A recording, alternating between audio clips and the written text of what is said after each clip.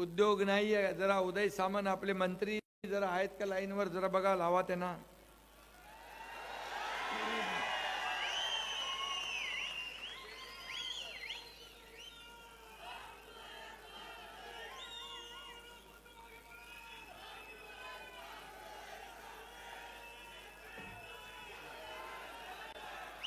अरे बघा लागला.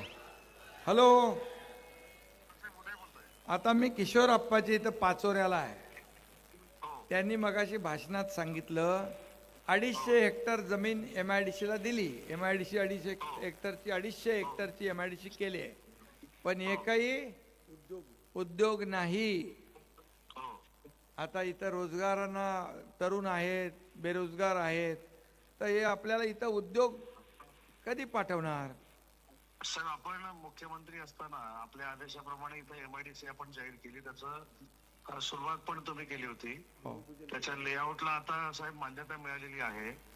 1 महिन्याच्या आत बोर्डामध्ये मंजुरी मिळून त्या जागेचं वाटप देखील सुरू होईल आणि जागेचं वाटप सुरू झाल्यानंतर साहेब आपण तिथे उद्योग आणू शकतो. ठीक आहे, ठीक आहे, धन्यवाद किशोर अप्पा. हो सर. किशोर अप्पाला एकदा का फक्त त्याच्या कानात बोला, म्हणजे त्याला समजेल बरोबर.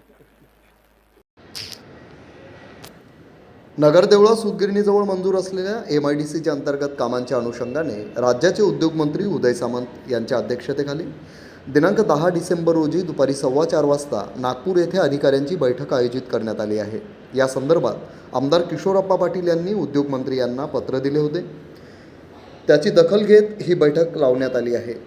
आमदार किशोरप्पा पाटील यांच्या प्रयत्नांतून नगरदेवळा येथे सुमारे 250 एकर क्षेत्रावर MIDC मंजूर झाली आहे.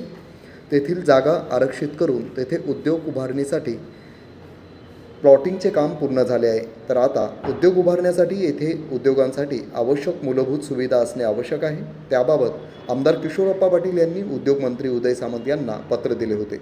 त्या अनुषंगाने मंत्री उदय सामंत यांनी दिनांक 10 डिसेंबर रोजी नागपूर येथे औद्योगिक वसाहतीच्या मुख्य कार्यालयात दुपारी 4:15 वाजता बैठकीचे आयोजन करण्यात आले आहे.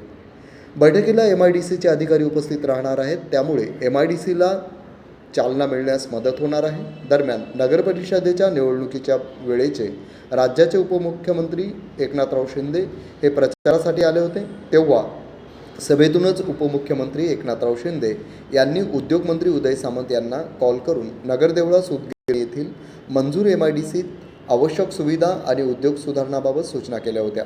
त्या पार्श्वभूमीवर MIDCला चालना मिळाली आहे.